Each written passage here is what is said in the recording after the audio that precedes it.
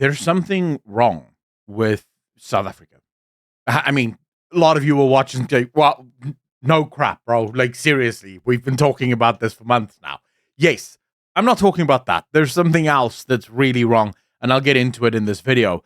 But another major blow has just arrived for South Africa, and this is just sort of an extension of the already bad news. So nothing I'm about to tell you is actually new, right? Or caused by something new.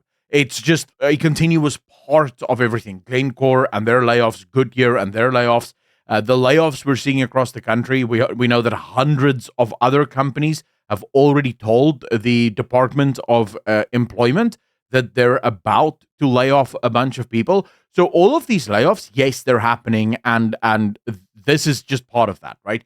But we now, for example, see that Mercedes is in a lot of trouble in South Africa. The luxury car maker has exported the C-Class sedan from South Africa to the US since 1997, taking advantage of the African Growth and Opportunity Act, which eliminated tariffs on cars imported from the country. Now, they aren't necessarily looking right now to close down the plant or fire their 2,400 strong workforce. Instead, they're desperately looking for another brand to share their factory. They sort of believe that they can bring in another car manufacturer, and this car manufacturer can take half of their factory. That should tell you just how bad things have gotten. When you look, for example, just how much things have declined, unit sales in North America fell 12% in the second quarter of 2025, contributing to a 9% global drop in deliveries, according to the company's statement. Export of Mercedes' passenger cars from South Africa plunged 48% to only 3,950 in August, according to the Automotive Business Council. So you can imagine, almost half of all of their sales are gone now as a result of the new tariffs implementation. Another thing that's about to hit South Africa, but that has not happened yet, is in the US, Mercedes builds its larger SUVs in Alabama and is shifting production of the GLC Sport utility vehicle to that state, making South Africa's role in the automaker's global footprint even more vulnerable. This is just another one in a long list. Now, at least Mercedes is trying to see if there's a way to bring other people in. The issue is they're not going to be able to get any of the existing brands in South Africa, the Western brands, or we should say Western adjacent brands like the Japanese cars and so. They're not going to get those to open factories here. They already have their own factories. At best, what they'll be able to do is bring in some of the Chinese cars into the country. Here we have a couple of problems, right? So the first is a lot of these Chinese manufacturers don't want to bring their car manufacturing to South Africa. They're already manufacturing the cars in China. China has a lot more of a laxed employment environment. Workers don't receive anywhere near the rights that the South African worker receives, and workers aren't paid anywhere near as much as South African workers demand to be paid. So in China, they can make these cars for a hell of a lot cheaper. Now, where China does sometimes take advantage of other nations, and this might happen here as well, one or two of these brands may actually reach out to Mercedes and say, hey, we'll take over half of your plant. We're more than happy to do so. But if you actually focus on what China has done in every African nation where it's opened factories, what they do is they move in, open the factory, bring people from China to work in these factories, and these people from China that work in the factories just take their money with them when they leave. Almost all of the upper management positions, middle management positions, all of these positions where there's actual money is taken by Chinese people, and basically the lower class workforce will be the black people or local South Africans, because the Chinese don't actually share. They don't actually care about helping Africa grow. They just care about making money, and if they can offset some of that factory cost to other places, they will do so. In South Africa, and the reason why South Africa is a particularly big problem, Mercedes, of course, here, they quote their biggest problem as just being the tariffs. But we know from Glencore, as well as from Goodyear, as well as from ArcelorMittal, their biggest problems, and I guarantee you this is the same for Mercedes and for a lot of the other car brands, because we have heard that BMW all of the car manufacturers in South Africa are struggling at the moment. But one thing we know for a fact is railways, again, government owned, very, very bad. Eskom and Eskom tariff pricing, very, very bad. The business environment in South Africa, the corporate taxes in South Africa, all of this just kills the ability for companies to actually operate in South Africa. Now, here's where it gets interesting, and this is why I'm actually making this video. I'm not just making this so that I can call out the government of South Africa for being stupid. They are, but that's not why I'm making this video. What's interesting is when you actually look at the stock market. The stock market in South Africa continues to soar. Stocks are higher year to date than this is actually one of the best years the stock market has ever had. And while it's a little bit down today, it's still up almost 20% year to date, right? So the stock market is soaring.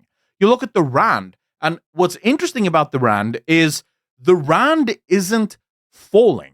The Rand isn't growing either. Some people look at the Rand value to the dollar and they go, oh, well, the Rand's getting stronger. No, the dollar's getting weaker. And there's a reason for it. Investors don't like uncertainty. And currently what Trump is doing is causing a lot of uncertainty. It's never been done, at least not in any living investor's lifetime. So they don't know what to expect from this new tariff reality. This might change. It all depends on what the actual economic data tells us, but we're only going to know what the economic reality is of Trump's policies next year at the earliest. At the end of next year is when we'll kind of know what the realities of this economic impact was. But until then, investors are going to be iffy as to whether or not to buy dollars. So yes, the dollar has been declining, but the Rand has not been declining. And yet, every single metric we have shows that South Africa isn't doing well. You look at debt to GDP, for example, it's insane, right? It's the highest that it's ever been. You look at GDP growth, it's literally at 0.1% economic growth. That's our economic growth is 0.1%. That's insane. That is so low. It's the lowest it's been, I believe, since 1994, and it doesn't seem to be getting any better anytime soon. You look at the unemployment. It's about to go up again because we now have so many jobs that's being lost. At every single turn, when you look at South Africa and you look at the news in South Africa, you see a country on the brink of collapse. Yet the stock market and the Rand value doesn't reflect that. Look, for example, at the cost of living crisis in South Africa. These are the graphs, and it truly is insane, right? So you look at this, for example. You have the cumulative electricity inflation. So the blue line is how much electricity has gone up. Then you have the cumulative CPI inflation, and you see that the electricity prices have gone up way more than inflation. Water supply inflation, same thing, way more than actual inflation. Then you have, for example, the cumulative public education inflation. And again here, what you see is cumulative primary education, way higher than actual inflation. Cumulative secondary education, way higher than actual inflation. So South Africans are suffering more than what the inflation even suggests we're supposed to be suffering. You look, for example, at this, bond payments. It's insane. Cumulative bond payments are way higher than the cumulative overall CPI, right? The one thing that is actually pretty good is when you look at the inflation CPI, the rate line there, and you look at rental, right? So renting is still relatively cheap in South Africa. That has not kept pace with inflation. And I think the only reason that has happened is people who own homes know that the people who rent can't afford a 25, 30% increase in price. It would be untenable for them. The point I'm trying to make with all of this is there's a few things that bother me. One is we keep hearing that the inflation of South Africa is between 2 and 3%. That's the official inflation of South Africa. And I'm like, that's low. It's really low. That's very, very good. First, the official rates from the government has not really come down by anywhere near as much, when technically we're now at a very good place for inflation. So maybe that isn't the actual number of inflation, but more importantly, and what makes me, what I know fudges the numbers, is when I go into the shop. Just the other day, I walked into Spar. I wanted to buy butter, and I remember distinctly that 2 months ago when I bought butter, it was 85 Rand a brick, right? That's 500 grams, 85 Rand. It's now 96 Rand for the same brick.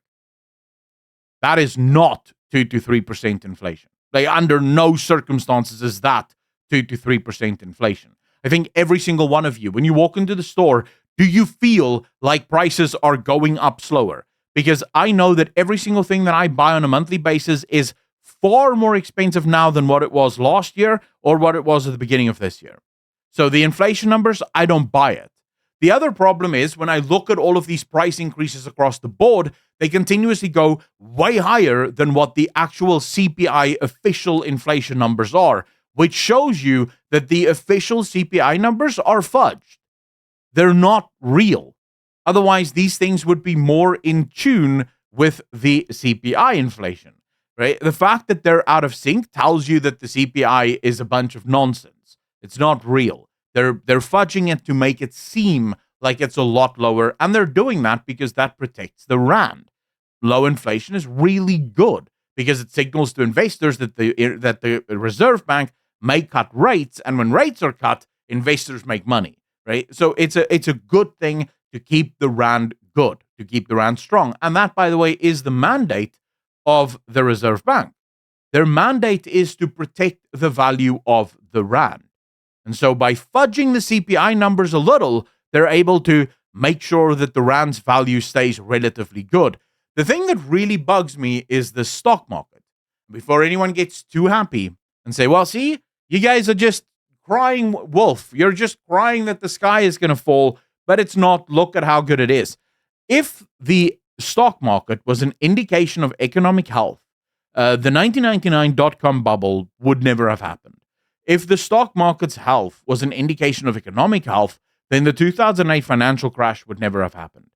Before both of these big events, the stock market was at the highest that it's ever been before. During COVID, when the whole world was shut down and struggling, the stock market was breaking records. Stock markets are not indicative of economic health.